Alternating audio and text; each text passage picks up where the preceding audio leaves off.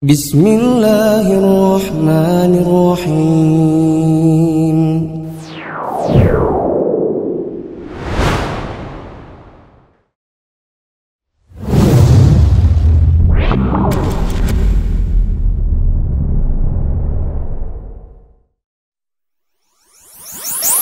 Bismillahirrahmanirrahim. Assalamualaikum warahmatullahi wabarakatuh.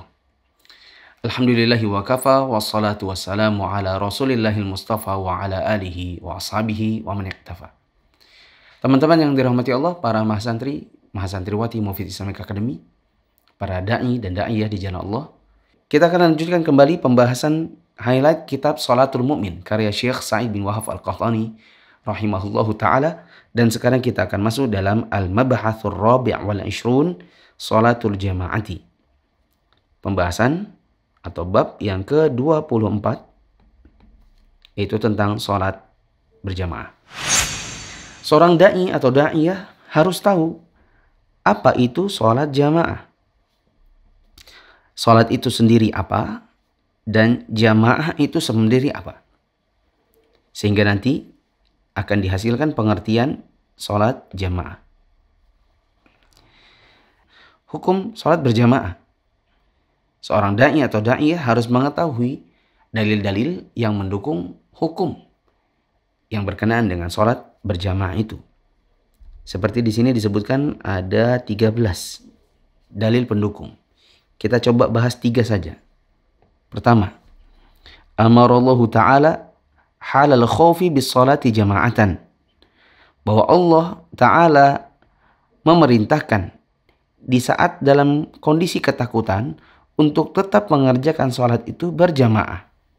Maksudnya dalam kondisi takut seperti perang saja kita tetap berjamaah, apalagi dalam kondisi aman. Ada dalil yang lain, misalnya amaron Nabi sallallahu alaihi wasallam bis sholati ma'al jama'ati. Nabi memerintahkan atau juga beliau diperintahkan untuk mendirikan sholat bersama dengan jamaah kaum muslimin. Kemudian Nabi SAW tidak memberikan keringanan kepada orang yang buta, ya, ketika dia mengadu kepada Nabi tentang kondisinya yang sulit untuk pergi ke masjid. Nabi SAW tidak memberikan keringanan dan tetap memerintahkan dia untuk sholat berjamaah. Ini yang buta, bagaimana yang matanya masih utuh seperti kita. Selanjutnya adalah masalah fawaid atau faidah mengerjakan sholat berjamaah. Seperti adanya kesatuan di antara umat ini pada waktu-waktu tertentu saat mereka mengerjakan sholat berjamaah. Dan itulah yang Allah syariatkan untuk mereka. Ada manfaat yang lain, yaitu bahwa ini termasuk di antara bentuk menyembah Allah Ta'ala, beribadah kepada Allah, yaitu dengan cara berijtima'. Selanjutnya, sholat berjamaah akan menghasilkan tawadud atau saling mencintai. At-tahab, saling menyayangi di antara kaum muslimin, saling mengenal. Manfaat yang lain adalah ta'limul jahil, yaitu bisa menjadi media untuk mengajarkan orang-orang yang belum mengerti hukum tentang sholat. Dan lain-lain yang bisa kita dapatkan dari kitab ini. Bahasan yang keempat yaitu fadlu sholatil jamaah. Apa keutamaan sholat berjamaah? Seperti bahwa sholat berjamaah itu pahalanya 27 kali lipat dibandingkan sholat sendirian. Kemudian akan lebih menjaga dari gangguan syaitan. Ya, bahwa pahalanya berbanding lurus dengan jumlah orang yang sholat. Dan masih banyak lagi keutamaan-keutamaan mengerjakan sholat berjamaah. Masalah yang kelima yaitu keutamaan berjalan kaki menuju sholat berjamaah. Seperti bahwa orang-orang yang sangat cinta untuk menghadiri sholat berjamaah di masjid, maka dia akan berada di bawah naungan arsy Allah di hari kiamat. Bahwa berjalan kaki menuju sholat berjamaah bisa mengangkat derajat dan menghapuskan dosa-dosa. Ini diantara keutamaan berjalan kaki menuju sholat berjamaah.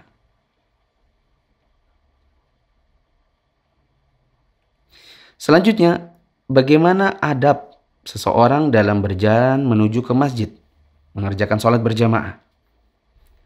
Seperti hendaknya dia berwudu di rumahnya dan menyempurnakan wudu di rumahnya tersebut. Selain itu, menjauhi sumber-sumber bau yang tidak mengenakkan. Ya, kalau di zaman sekarang misalnya rokok. Sementara banyak kaum muslimin yang justru pergi ke masjid sambil merokok. Kemudian bawang yang menyengat. Ya, pete atau petai. Dan lain-lain. Menggunakan perhiasan seperti baju yang terbaik yang dia punya. Ya. Sebagian orang ada yang kalau ke masjid pakai kaosan saja. Sementara kalau kondangan dia menggunakan perhiasan yang baik. Ya. Dan masih banyak lagi adab-adab yang hendaknya dikerjakan orang di dalam perjalanannya menuju ke masjid untuk menghadiri sholat berjamaah. Hal yang lain yang juga dipelajari di dalam bab sholat jamaah ini adalah berapa jumlah orang minimal yang tana'aqidul jama'atu, yang membuat sholat berjamaah itu bisa teranggap. Berikutnya adalah bagaimana kondisi seseorang yang terlambat. Apakah dia bisa dikatakan telah mendapatkan keutamaan sholat berjamaah atau tidak? Bila iya, berapa kadar minimal rakaat yang harus dia kerjakan bersama jamaah untuk bisa dikatakan telah berjamaah dan mendapatkan keutamaan berjamaah.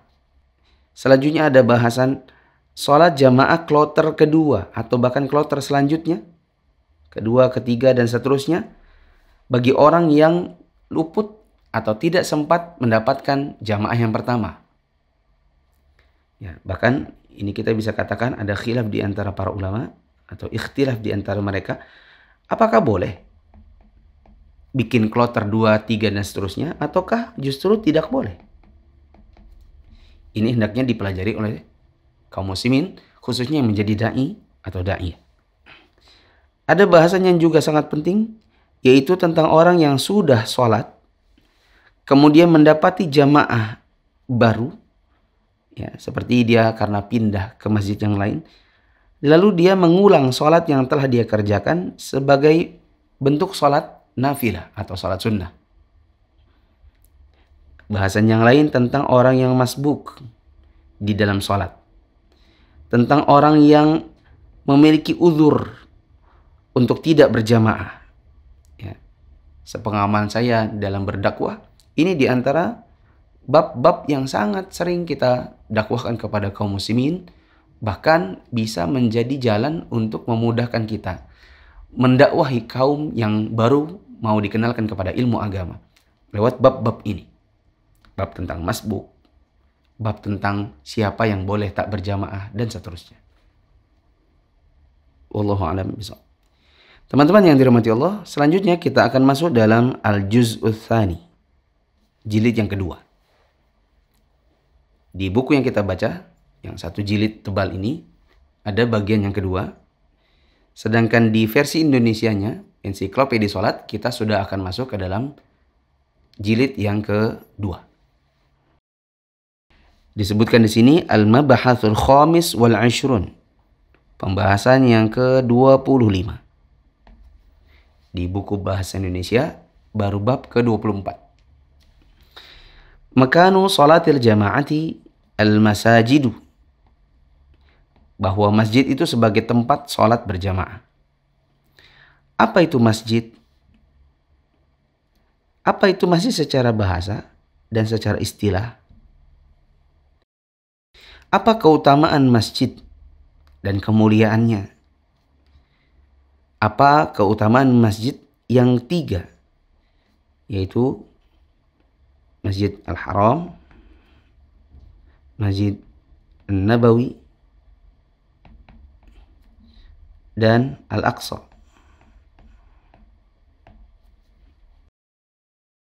Selanjutnya ada keutamaan tentang Masjid Quba yang ada di Madinah, setelah keutamaan masjid yang 3 tadi. Apa keutamaan membangun masjid dan keutamaan memakmurkannya? Tentang pahala bagi orang yang membersihkannya, memperindah dan memberikannya wangi-wangian, ya, dan maintenance-nya. Bagaimana Allah dan Rasul-Nya menganjurkan kaum muslimin untuk menjauhkan masjid dari bau-bau yang tidak nyaman, bau-bau yang tidak enak saat mereka pergi ke masjid. Sudah saya sempat sebutkan, rokok, bawang, petai, bau badan, ya, saya tambahkan bau sepatu, ya, dan lain-lain. Kemudian apa keutamaan berangkat ke masjid dengan berjalan kaki? Ini sudah lewat pembahasannya. Bahasan lain yang juga sangat penting untuk kita ketahui adalah tahrimut tikhadil qubur masajida, yaitu haramnya menjadikan kuburan sebagai masjid. Kemudian hukum, apakah boleh orang kafir masuk ke dalam masjid? Kemudian bagaimana hukum bertanya tentang barang hilang dalam masjid? Hukum jual beli di dalam masjid. Hukum bermain-main di dalam masjid. Apakah ada yang mubah ataukah semuanya haram?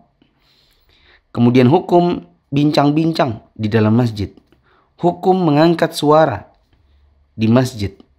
Hukum sholat di antara tiang-tiang apabila masjid itu punya tiang-tiang atau pondasi. Ini di antara bahasan-bahasan yang sangat penting yang sepengalaman saya pribadi sangat kita butuhkan saat kita berdakwah kepada masyarakat, karena ini akan menjadi bahasan-bahasan yang terus-menerus dipertanyakan dan ingin diketahui hukumnya oleh kaum muslimin. Sehingga sangat kami tekankan untuk para mas santri dan mas santriwati untuk bisa mempelajarinya secara mendetail dalam kajian ensiklopedia salat atau kitab Salatul Mu'min. Selanjutnya teman-teman kita pindah ke bab berikutnya, As-Sadis wal Ashrun. Bab ke-26 berkaitan dengan al-imamatu fis shalah. Berkaitan dengan imam di dalam salat. Apa itu imamah? Apa keutamaan menjadi seorang imam? Siapa di antara manusia yang paling berhak untuk menjadi seorang imam? Dan bagaimana macam-macam imam di dalam sholat? Seperti keimaman anak kecil, keimaman orang buta, hamba sahaya, keimaman wanita untuk sesama wanita, laki-laki untuk para wanita, keimaman orang yang sebenarnya kurang utama sementara makmumnya lebih utama, keimaman orang yang tayammum sementara makmumnya adalah orang yang wudu, keimaman seorang musafir sementara makmumnya adalah orang-orang mukim.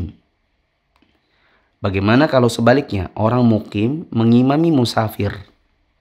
Posisi imam bagi orang yang mengerjakan sholat pada waktunya, sementara makmumnya adalah orang yang mengqadha sholat.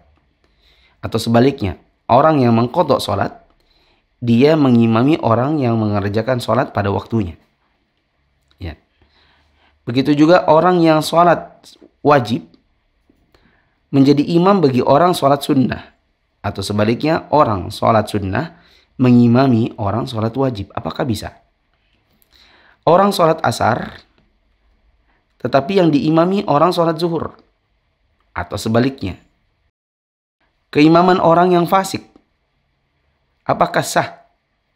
Sementara makmumnya adalah orang-orang yang soleh. Ya.